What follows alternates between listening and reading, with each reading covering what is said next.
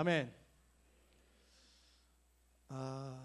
이 날을 얼마나 기다리고 이 주일 말씀 앞에 우리가 반응하기 위해서 6일 동안 얼마나 치열한 삶의 현장에서 여러분들이 수고하고 헌신했는지 잘 알고 있습니다.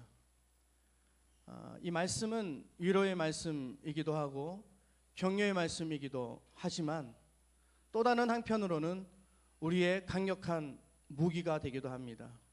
군사들은 무기를 준비해야 됩니다. 그리고 무기를 들고만 있는 것이 아니라 무기를 잘 관리해야 됩니다. 결정적일 때 이 무기를 사용할 수 있어야 된다는 것이죠. 오늘 이 하나님의 말씀 앞에 나가기 전에 우리 임재라는 찬양 같이 드리기를 원하는데 자리에 모두 한번 일어나시겠습니까? 우리 반주해 주실 때 6일 동안 여러분들이 삶의 현장에서 승리를 하였건 혹은 또 다른 실패의 고난으로 그 삶의 어려움이 있었던 상관없습니다. 중요한 것은 지금 이 시간 하나님이 저와 여러분들과 함께 하시고 더 놀라운 것은 그분이 우리에게 말씀하시겠다 주님 말씀하십니다. 그 말씀이 우리의 유일한 근거이고 믿음의 확신입니다. 주님의 임재하심이 아니고서는 이 일을 행할 수가 없습니다. 주님의 말씀이 아니고서는 이 말씀 앞에 우리가 이 일들을 이룰 수가 없는 것입니다. 준비되셨습니까? 하나님 앞에 사용될 준비되셨습니까? 그분이 우리 가운데 지금 임하실 텐데 하나님이 임재하심과 하늘 문을 여셔서 공급하여 주실 그 귀한 은혜를 우리 간절히 사모하는 마음으로 함께 찬양드립니다. 하늘의 문을 여소서 이곳을 주목하소서 주를 향한 노래가 꺼지지 않으니 하늘을 열고 보소서 아멘. 이곳에 임재하소서 주님을 기다립니다. 기도의 향기가 하늘에 닿으니 주님 주여 임재하여 주소서. 우리 기대하는 심령으로 이곳에 오셔서 이곳에 앉으소서. 이곳에서 드리는 예배를 받으소서. 주님의 이름만이 오직 주의 이름만 이곳에 있습니다. 하늘의 문을 여소서 주님 하늘의 문을 여소서 이곳을 주목하소서.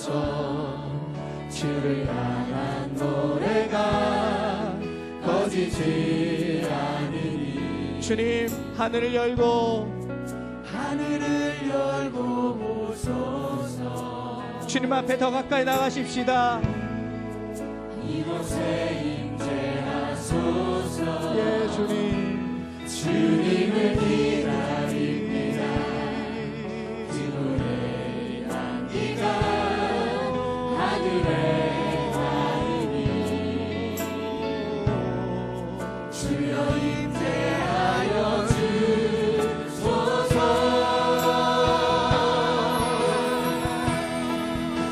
이곳에 오셔서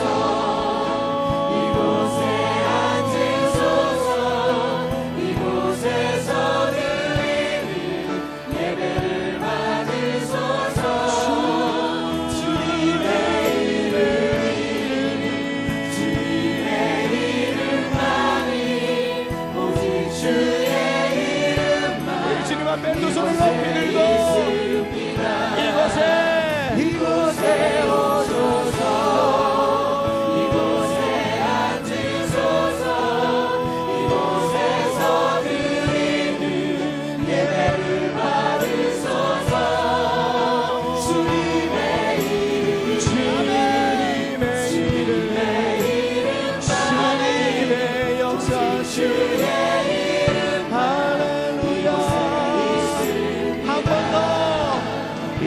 이곳에 오셔서 이곳에 앉으소서 이곳에서 드리는 예배를 받으소서 아멘. 주님의 아멘. 주님의 이름만 우리 하나님 앞에 더 간절히 우리 두 손을 높이 들고 우리 목소리로만 한번 찬양합시다.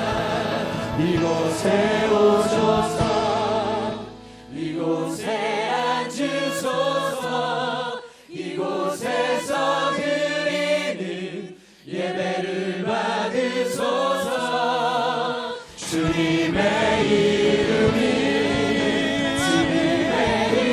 주님의 역사하심만이 우리 한 번 더 기도할 때 오늘 이 말씀으로부터 이제 출애굽기의 구원 역사가 나타날 텐데 성령 하나님 임재하여 주옵소서. 우리 주님의 이름을 세 번 크게 외친 후에 함성하여 통성하며 기도하겠습니다. 주여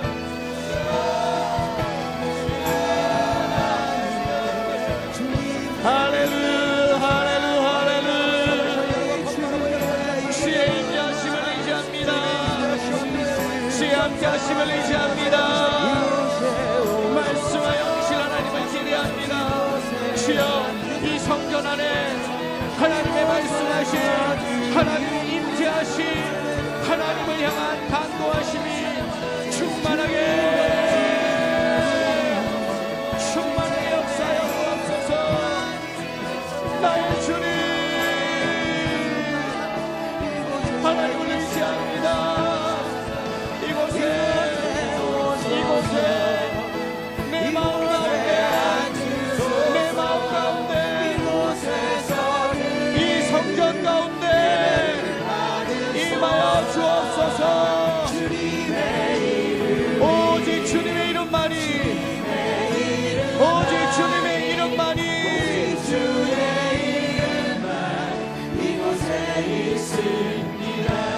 사랑하신 좋으신 하나님 그 영광의 임재하심과 이름을 찬양합니다. 이곳이 거룩한 하나님의 임재 가운데 들어가 지성소 안에 말씀하실 하나님 앞에 귀를 기울이며 우리의 마음의 중심을 다하여서 주실 하나님의 말씀을 온 마음으로 온 힘으로 목숨 다하여 그 생명 지키듯 그 말씀 받기를 원합니다. 우리의 갈급한 심령으로 우리의 발걸음을 이곳으로 옮기시니가 주님이시니 주님 말씀하여 주옵소서. 종을 통하여 말씀하시고 환경을 통하여 말씀하시고 고난을 통하여 말씀하시고 주여 우리가 듣겠나이다. 우리가 그 사명 앞에 서겠나이다. 오늘 하나님의 구원 역사하심의 말씀에 임재하심이 오늘 간절히 사모하여 하나님을 향하여 나가는 모든 심령들 가운데 충만하게 살아계신 말씀으로 임재하여 주옵소서. 감사드리며 예수 그리스도 이름으로 기도드립니다. 우리 앉으실 때 앞뒤 좌우 네 분 이상씩에게 고난을 통해 사명을 발견합시다. 인사하시며 앉겠습니다. 출애굽기 1장 2장 다 읽어오셨습니까? 출애굽기는 1장부터 40장까지 기록되어 있는 하나님의 구원 경영 역사에 하나님의 구속사를 어떻게 우리가 이룰 수 있는지에 대한 하나님의 삶의 지침서이기도 합니다. 그래서 이 출애굽기를 잘 이해하기 시작하면 하나님이 나를 구원해 주시고 구원받은 저와 여러분이 하나님이 원하시는 삶을 우리가 어떻게 살 것인지에 대해서 우리는 알 수 있게 되는 것입니다. 구원은 하나님의 은혜로 이루어지는 위로부터 내려오는 전적인 하나님의 은혜의 역사입니다. 그리고 구원받은 이후에 우리의 삶은 우리의 삶에서 하나님께로 올라가는 진리로 나아가는 우리의 의지인 것입니다. 하늘로부터 내려오는 하나님의 은혜의 의지와 아래로부터 위로 올라가는 저와 여러분의 이 의지가 함께 경영되어지고 매니지먼트 되어져서 우리가 살고 있는 이 현장에서 하나님이 원하시는 뜻이 무엇인지를 깨닫고 개발하고 관리하고 연구하여서 그분의 뜻에 맞는 삶을 사는 것이 저와 여러분의 사명인 것입니다. 하나님은 이 사명을 우리에게 허락하신 것이죠. 무겁습니다. 불편합니다. 괴롭습니다. 하지만 이 사명은 우리의 사명입니다. 다른 사람에게 주어진 사명이 아니라 저와 여러분에게, 이 장년부에게 하나님이 주신 주님의 사명인 것입니다. 출애굽기를 잘 이해하기 위해서는 출애굽기에 관한 전체적인 계열을 나타내는 성경 구절이 있는데, 그 성경 구절은 출애굽기 3장 7절 8절에서 이루어지는 말씀입니다.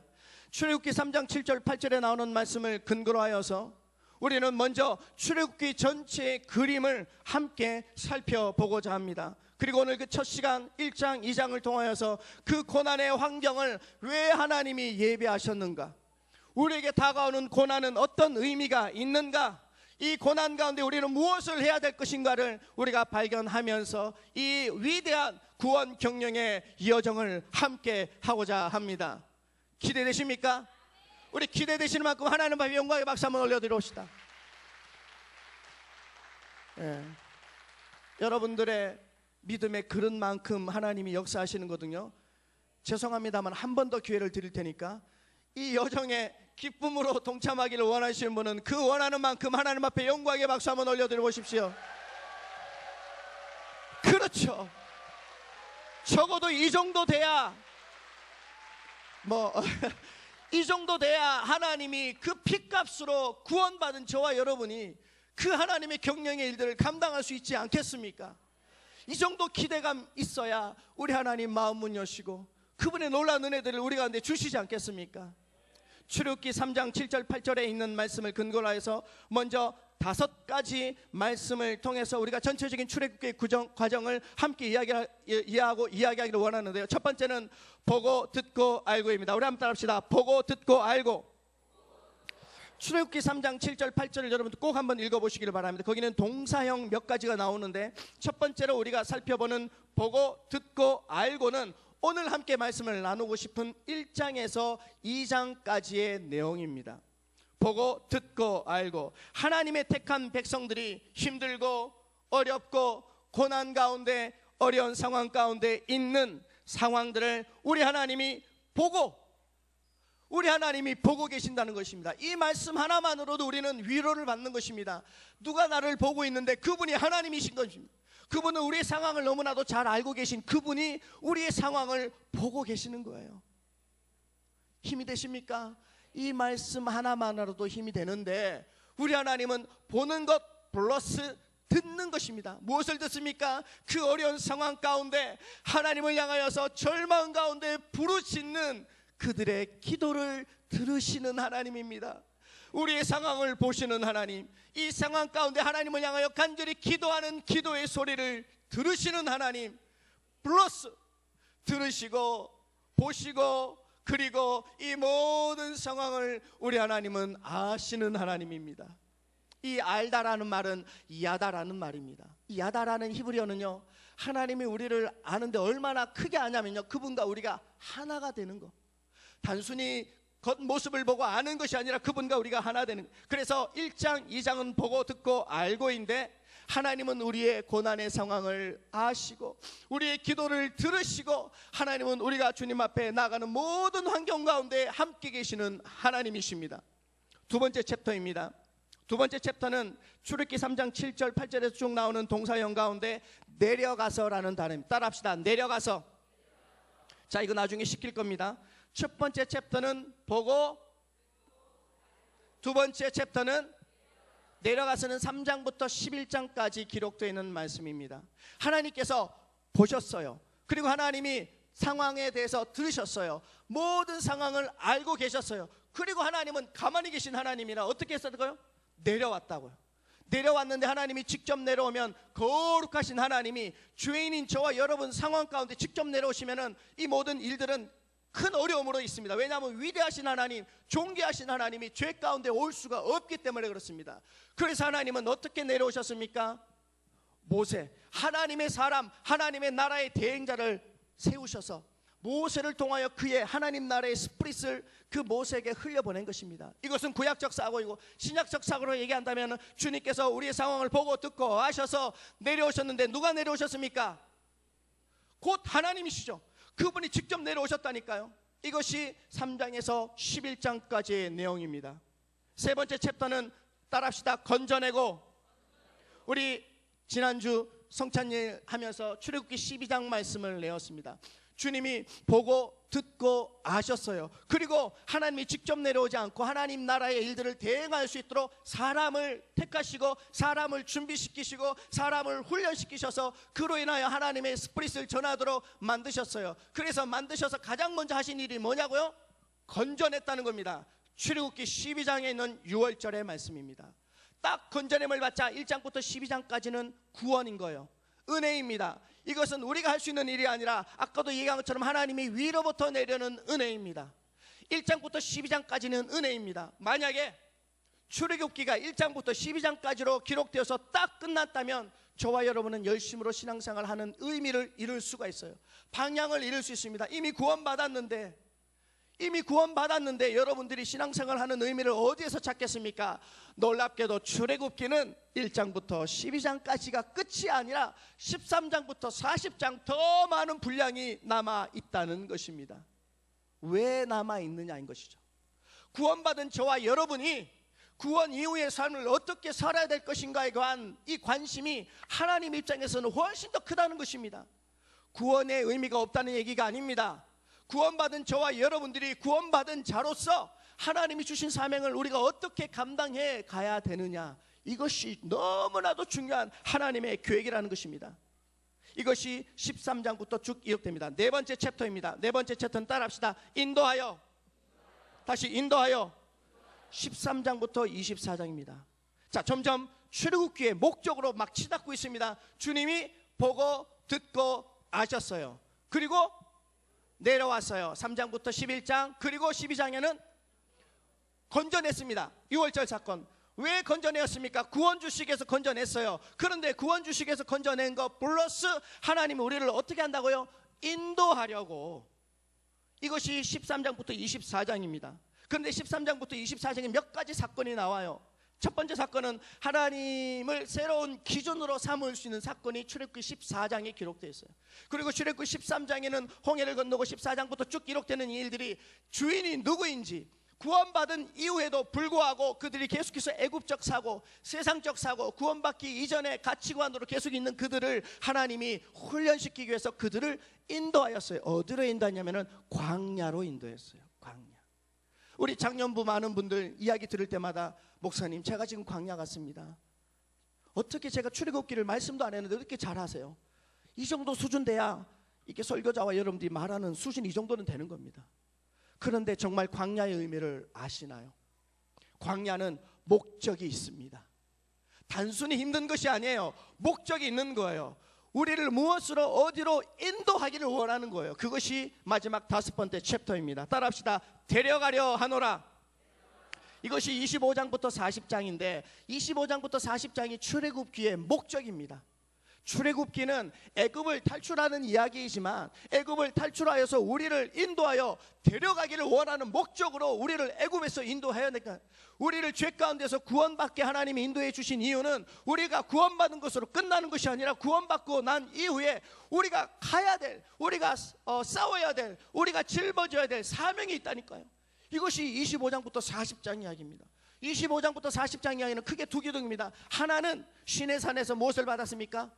십계명, 율법을 받았습니다. 그리고 그들이 시내산을 통하여서 성막을 만들고 하나님을 예배하는 예배를 만든 겁니다. 그래서 하나님의 말씀과 예배, 이 두 기둥으로 애굽에 있는 이스라엘 백성들을 구원하여서 인도하여서 데려가기 위해서 주님이 출애굽을 그들에게 허락하신 것입니다.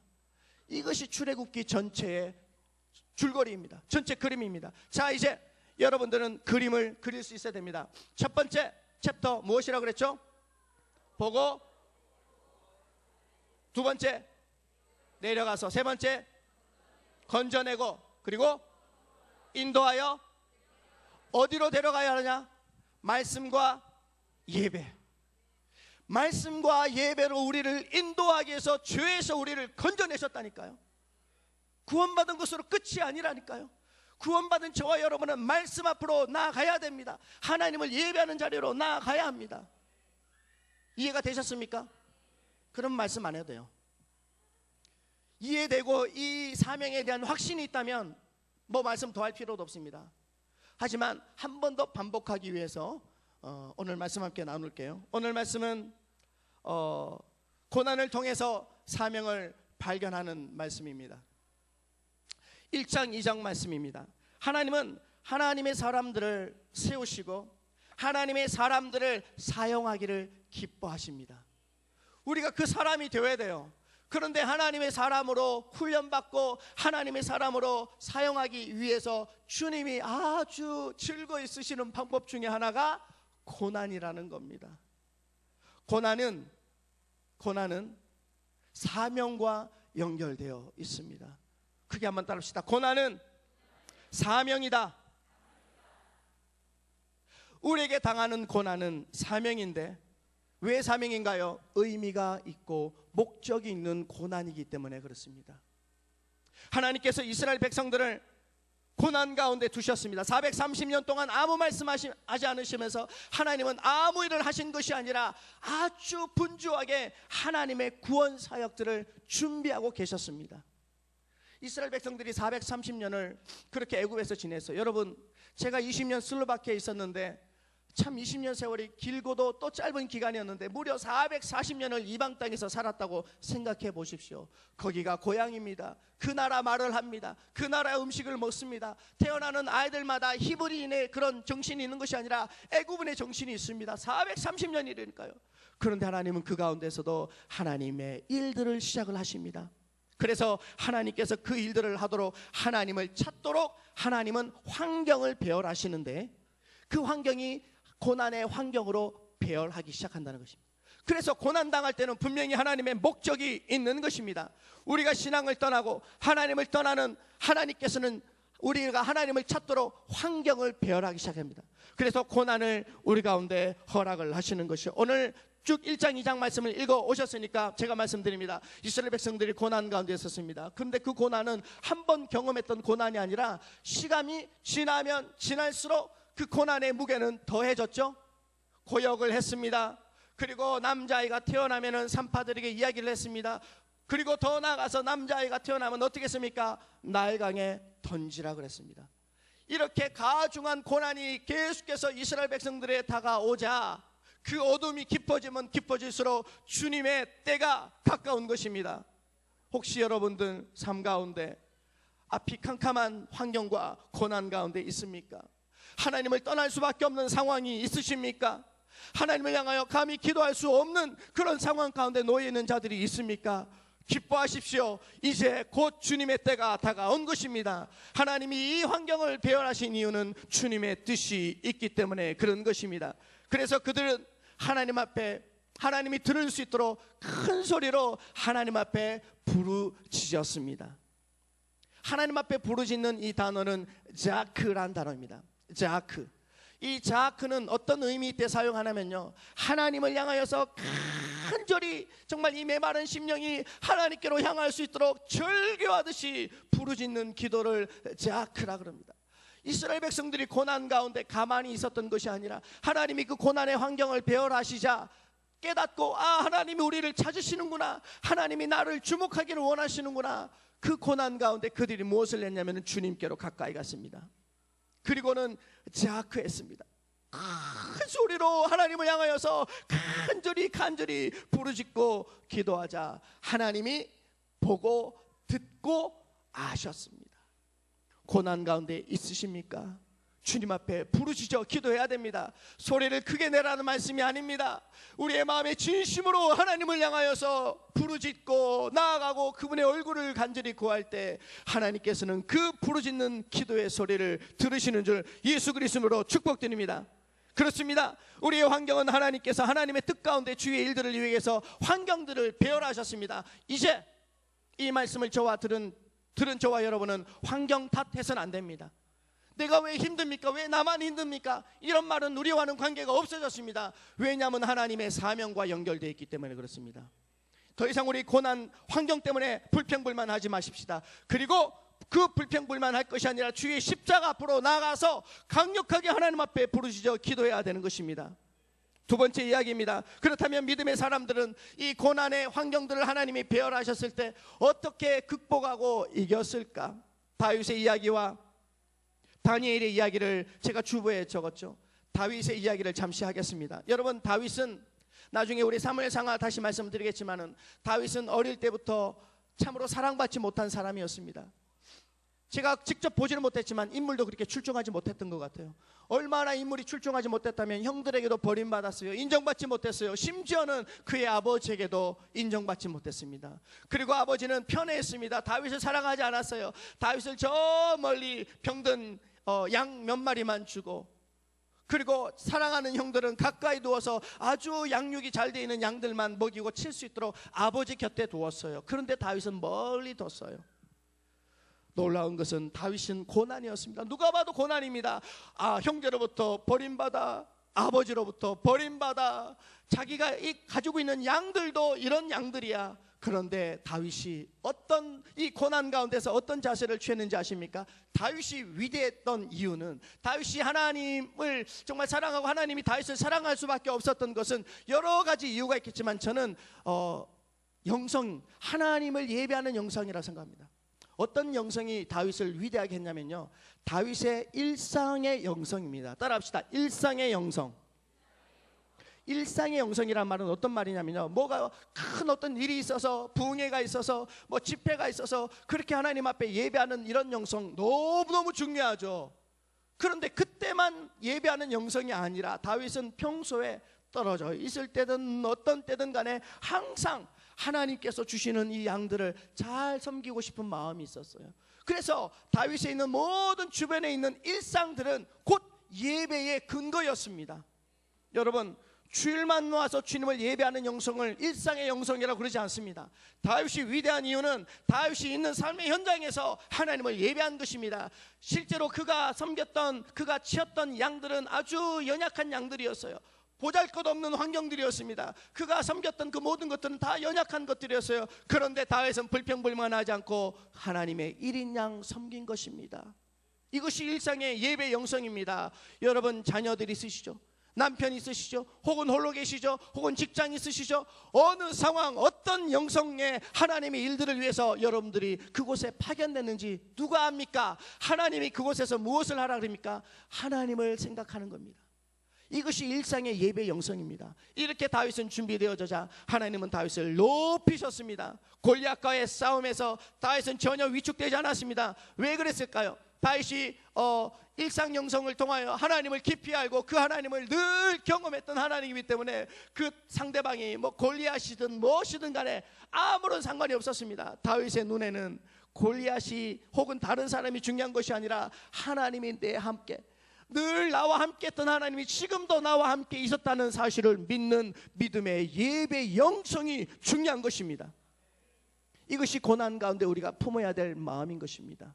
그러기 위해서는 오늘 주일 예배도 중요하지만 정말 더 중요한 것은 이 예배의 말씀을 들고 여러분들이 이제 교회 문을 나가서 세상 가운데 골리앗과 삶의 현장에서 하나님의 이 예배 영성들이 흘러가야 될 현장에서 우리가 그렇게 하나님을 예배하는 것이 중요합니다. 자녀를, 우리의 남편을, 아내를, 우리가 섬겨야 될 이웃들을 위해서 우리가 예배 영성으로 다가가시기를 예수 그리스도로 축복드립니다. 두 번째 인물은 다니엘입니다. 다니엘은 좀 더 업그레이드된 인물입니다. 다니엘은 잘 아시는 바와 같이 포로로 잡혀갔지만 그는 하나님 앞에 뜻을 정했습니다. 따라합시다. 뜻을 정하여. 누구의 뜻이었겠습니까? 다니엘의 뜻이었겠습니까? 주님의 뜻인 것입니다. 주님의 뜻에 하나님의 마음을 합한 자는 하나님의 놀라우신 은혜를 도와여 주시는데, 왜 우리의 인생이 어렵다고 얘기합니까? 왜 우리가 염려하고 고난받는다고 생각합니까? 우리 앞날을 모르기 때문에 그렇습니다. 그런데 다니엘의 영성은 앞날을 아는 영성입니다. 여러분, 우리의 앞날을 안다고 생각해 보십시오. 얼마나 마음에 기쁨이 있겠습니까? 이미 우리의 앞날을 알고 있어요. 어떻게? 다니엘은 하나님 앞에 뜻을 정했습니다. 그리고 하나님 앞에 예배하고 기도하는 이 영성을 쉬지 않은 것입니다.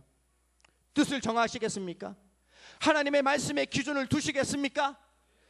그렇다면 환경은 변하지 않지만은 우리의 뜻 가운데 하나님이 함께 하실 것입니다.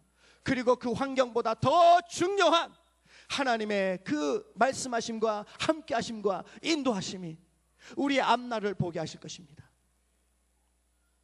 이런 영성으로 준비되는 것이 하나님께서 저와 여러분에 주신 믿음의 사람들이 이 환경을 배열했을 때 우리가 어떻게 극복할 것인가입니다. 세 번째, 마지막, 하나님의 관점으로 사고하는 것입니다. 하나님의 관점으로 생각하는 것입니다. 뭐 어떤 일이든 간에 하나님께서 주시는 마음, 하나님이 주시는 생각으로 그 일들을 감당하는 것입니다. 우리를 힘들게 하는 사건들 가운데, 우리의 마음을 아프게 하는 사건들 가운데 우리가 믿음으로 시각을 가지고 믿음으로 다가가게 된다면 이 일은 하나님의 일이 되는 것입니다.